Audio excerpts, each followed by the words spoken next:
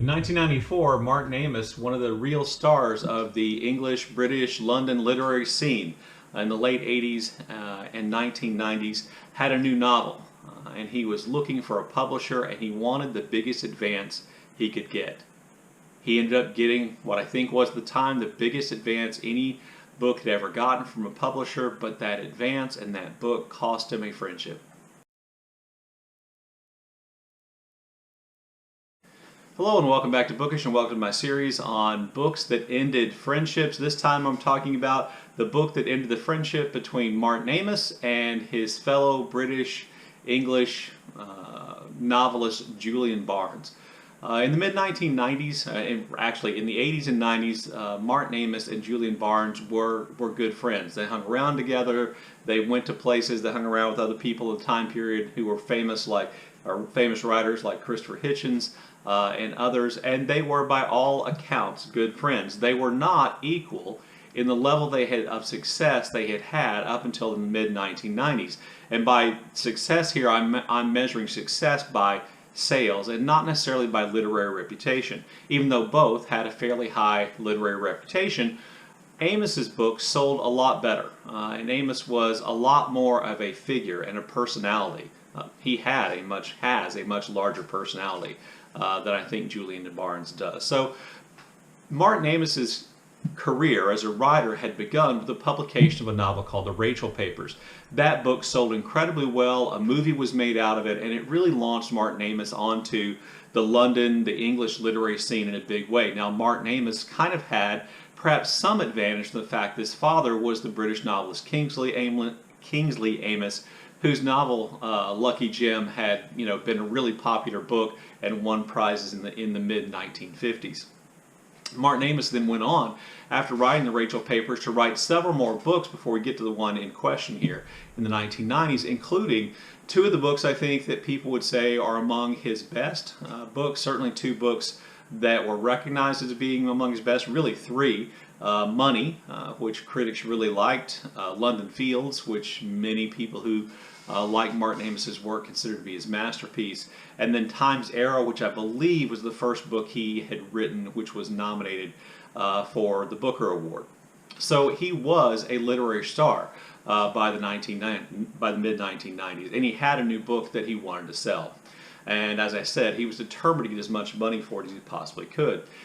To a certain extent, in contrast, Julian Barnes had not had as much success by the mid-1990s. He had published several books, including probably the book that really made his literary reputation, not necessarily brought him a lot of sales, which was Flaubert's Parrot, which was nominated, I believe, for the Booker Prize, and so he had a Booker Prize nomination before Amis. But to a certain extent, perhaps, Barnes seemed like he was less successful, and I think most writers in the mid 90s might have seemed somewhat less successful than Martin Amis, with some exceptions.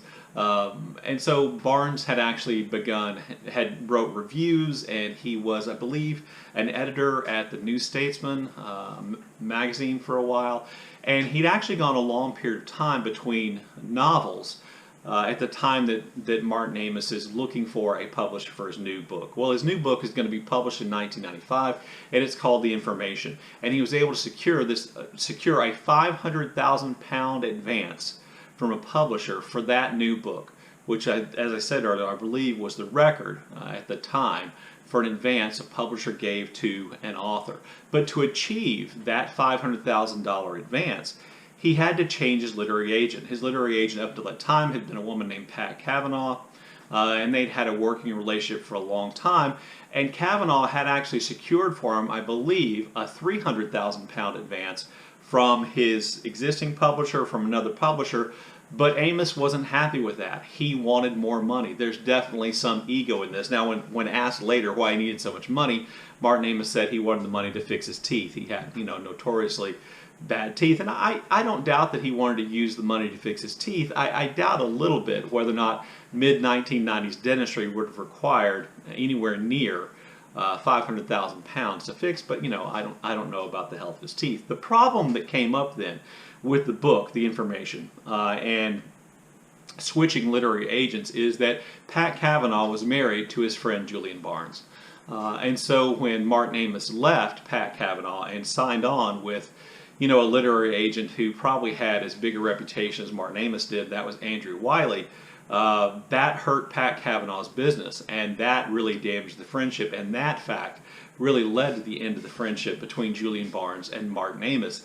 Famously, Julian Barnes wrote Martin Amis a note or a letter that only contained 2 words, and 3 of the letters in those 2 words were F's. So I'll just give you a little idea about what that letter said, and that was the end of their friendship. Now, what made matters worse, probably, at least from the point of view of the public, was that the information, that's Amis's book, which got the huge advance, the information was a novel about 2 novelists.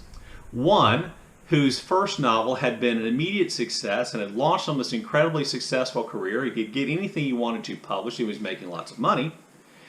And the other, a novelist whose first novel, I think, was referred to, I think the line in the book about the less successful novelist is that his first novel was a book that few people finished and even fewer people understood. I've not read Julian Barnes' first novel, but it's possible that's true. And then the less successful novelist struggles to get his work published and struggles with not having the sales. These 2 men were friends. Well, what the information is about, is essentially about this less successful writer becoming increasingly frustrated and angry at the success of the more successful writer and essentially plotting his demise in all kinds of ways. Well, almost impossible for the reading public who knew about the split between Amis and Barnes over the advance and over Amis leaving Julian Barnes' wife, Pat Cavanaugh's agency. It's impossible for them to read that and not think that the novel was, in some ways, a setup of comparing Amis, the successful writer, to Barnes, the less successful writer. So that probably contributed a little bit to the hard feelings, or at least public perception of it. Now, for his part, Amis says that that's not true, that both those writers were based on him. And, I guess we have to take his word for it. But the friendship came to an end. Now, after that, both authors continued to be published. Julian Barnes, I think you might argue, achieved greater literary success, if not greater success. Julian Barnes actually won the Booker Prize for A Sense of an Ending, I believe in 2011. I don't think Martin Amis has ever won the Booker Prize. Julian Barnes, I think, literary reputation kind of continued to grow, despite England, which I think is a terrible book. And Martin Amis attracted increasing amounts of negative attention. And he even acknowledged that one of the problems with living his life as public as he did and being kind of this outsized figure in the literary world was he made lots of enemies. He attracted lots of envy. I believe that to be true. I mean, you can't get a £500,000 advance and not probably attract envy. And so what then happened, I think, to a certain extent, is that Amis became a target. And as a target, lots of people probably didn't read his books entirely fairly. But his literary reputation, I believe, declined a little bit and Barnes improved, so maybe you look at it as Barnes had the last laugh. In a 2008 interview, Martin Amis revealed that he and Julian Barnes were once again on friendly terms. They didn't avoid one another at literary events or cocktail parties, and that they exchanged emails. So, it may not be entirely accurate to suggest that this book destroyed their friendship, but I don't think they went back to being the same kind of friends that they were. Anyway, if you know anything about this situation or this relationship, if you want to, take this opportunity to say something about Julian Barnes or Martin Amis or any of their books, I look forward to your comments in the comment section below. And as always, thanks for watching.